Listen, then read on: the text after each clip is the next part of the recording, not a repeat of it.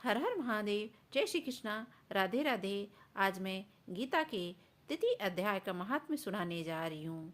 इससे पहले यदि आप हमारी माघ मास के प्रथम अध्याय द्वितीय अध्याय नहीं देखा हो, नहीं सुना हो, आप हमारे चैनल पर जाके देख सकते हैं। जब आप पूरी कथा सुनेंगे तभी आपको पूरा फल प्राप्त हो गया, और जब आप पूरी कथा सुनेंगे तभी आपके समझ में भी आएगा। तो आइए तीसरे अध्याय की तरफ चलते हैं। यदि नहीं सुने हैं तो उसको राजा दिलीप कहने लगे, महाराज यह पर्वत कितना ऊंचा है, कितना लंबा चौड़ा है। तब वशिष्ठ जी कहने लगे कि 36 योजन, 1 योजन 4 कोस होता है।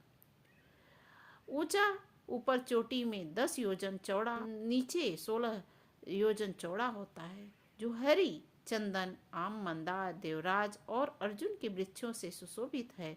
दुर्भिक्ष से दुखी होकर इस पर्वत को और फल फूलों से परिपूर्ण देखकर भृंगु वही कहने लगे, और यहाँ पर कंदरानों उपवनों में बहुत दिनों तक तप करते रहे।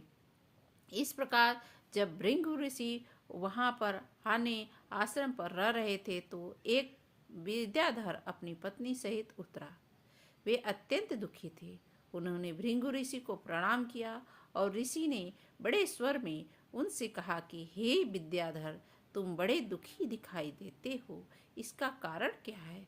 तब विद्याधर कहने लगे कि महाराज, पुण्य के फल को पाकर, स्वर्ग पाकर तथा देवतुल्य शरीर पाकर भी मेरा मुख व्याघ्र जैसा है। मेरे दुख और अशांति का यही कारण है। न जाने किस पाप का फल है। मेरे चित्त की व्याकुलता का दूसरा कारण भी सुनिए। मेरी पत्नी अति रूपवती, मीठा वचन बोलने वाली, नाचने और गाने की कला में अति प्रवीण है, शुद्ध चित्त वाली, सातों सुरों वाली, बीड़ा बजाने वाली, जिसने अपने कंठ से गाकर नारद जी को अत्यंत प्रसन्न किया। नाना स्वरों के नाद से बीड़ा बजाकर कुबेर को प्रसन्न किया। अनेक प्रकार के ताल, नाच ताल से शिव महाराज जी अति प्रसन्न और रोमांचित हुए। शील, उदारता, रूप तथा यौवन में स्वर्ग की कोई भी अप्सरा भी इस जैसी नहीं है। कहाँ ऐसी चंद्रमुखी स्त्री और कहाँ मैं व्याघ्र मुख वाला। यही चिंता मेरे सदैव चित्त में जलती रहती है।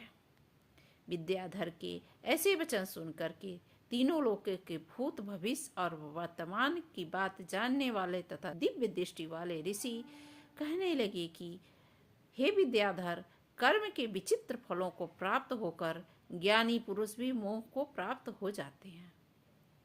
मक्खी के पैर जितना विष भी प्राण लेने वाले हो जाता है। छोटे छोटे पापों का फल भी अत्यंत दुखदायी हो जाता है। तुमने माघ मास की एकादशी का व्रत करके द्वादशी न आने तक शरीर में तेल लगाया, इसी पाप कर्म से व्याघ्र हुए। एकादशी के दिन उपवास करके द्वादशी को तेल लगाने से राजा पुरूरवा ने भी कुरूप रूप धारण किया था। तब वह अपने कुरूप शरीर को देख करके दुखी होकर के हिमालय पर्वत पर देव सरोवर के किनारे पर गया। प्रीतिपूर्वक शुद्ध स्नान कर कुशा के आसन पर बैठकर भगवान कमल नेत्र, शंख चक्र गदा, पद्य के धारण करने वाले, पीताम्बर पहने हुए, वनमाला धारण किए हुए विष्णु का चिंतन करते राजा पुरूरवा ने 3 मास तक निराहार रहकर भगवान का चिंतन किया। इस प्रकार 7 जन्मों में प्रश्न होने वाले भगवान राजा के 3 महीने के तप से ही अति प्रसन्न हो गए, और माघ मास के शुक्ल पक्ष के एकादशी को प्रसन्न होकर के भगवान ने अपने शंख के जल से राजा को पवित्र किया। भगवान ने उन्हें तेल लगाने की बात याद दिलाकर सुंदर देवताओं का सार, जिसको देखकर उर्वशी भी उसको चाहने लगी, और राजा कृत्य होकर अपनी पूरी ओर चला गया। भृंगु ऋषि कहने लगे, हे विद्याधर, इसलिए तुम क्यों दुखी होते हो। यदि तुम अपना यह राक्षसी रूप छोड़ना चाहते हो तो मेरा कहना मानकर जल्दी ही पापों को नष्ट करने वाली हेमकूट नदी में माघ मास में स्नान करो, जहाँ पर सिद्ध ऋषि पुरुष देवता वास करते हैं। अब मैं इसकी विधि बतलाता हूँ। तुम्हारे भाग्य से माघ मास आज से 5वें दिन पौष पक्ष एकादशी से इस व्रत को आरंभ करो। भूमि पर शयन करो, जितेंद्र रहकर दिन में 3 बार स्नान करके महीना भर निराहार रहो। सब भोगों को त्याग कर तीनों समय भगवान विष्णु का पूजन करो।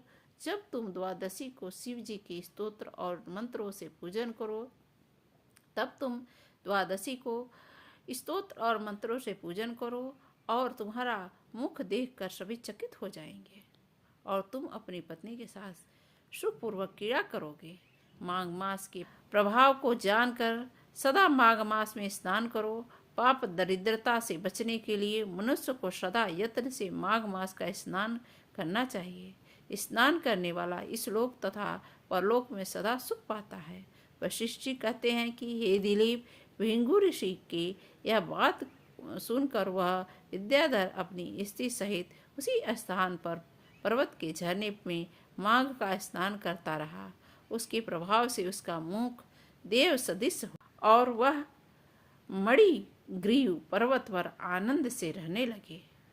भिंगु ऋषि भी नियम की समाप्ति पर शिष्यों सहित युवा नदी के तट पर आ गए। ये तो था माघ मास का 3 अध्याय। यदि आप 4था अध्याय प्राप्त करना चाहती हैं तो मेरे चैनल को सब्सक्राइब करिए, लाइक करिए, शेयर करिए और बेल आइकन को प्रेस कर दीजिए, जिससे सारे नोटिफिकेशन आपके पास जाती रहे। और जय श्री कृष्णा राधे राधे लिखना ना भूलिए, क्योंकि जय श्री कृष्णा राधे राधे बोलेंगे, जितनी बार बोलेंगे उतनी बार आपकी आत्मा भगवान में लीन हो जाएगी और आपको परम सुख की आनंद प्राप्त होगा।